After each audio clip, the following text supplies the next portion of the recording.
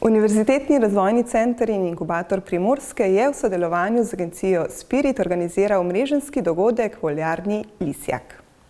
Kot rečeno uvodoma že, namen osnovni je mreženje, zato je mreženski dogodek, kjer je želja, da bi lokalno gospodarstvo, medije povezali z našimi inkubiranci, z našimi podjetniškimi idejami in tudi z našimi mentori. Tako da danes je tukaj mešanica vseh teh ljudi.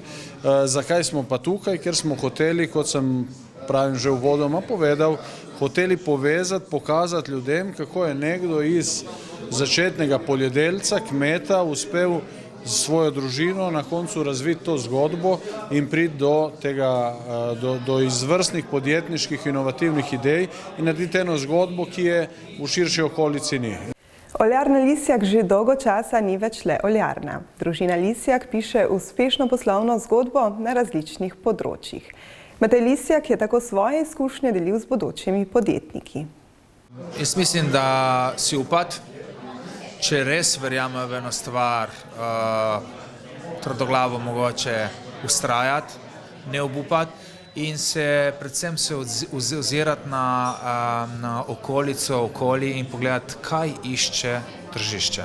Torej v bistvu ne kopirati, ampak nekaj inovativnega pogledati in dopolniti tržišče, ker tržišče je potrebno vsega. Se išče, vsak dan se išče nekaj novega, tako da izmisliti nekaj pristnega in vztrajati, dokler ne uspe.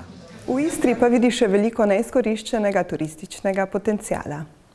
Jaz mislim, da je ogromno še potencijala, torej čisto vsak sobodajalec, dodatne ponudbe, manjka dodatne ponudbe, torej entertaining, kakšne enodnevne ekskurzije oziroma dogodivščine, tako da se razvija prepočasi, mogoče premalo ljudi vlaga 100% trud v to zadevo.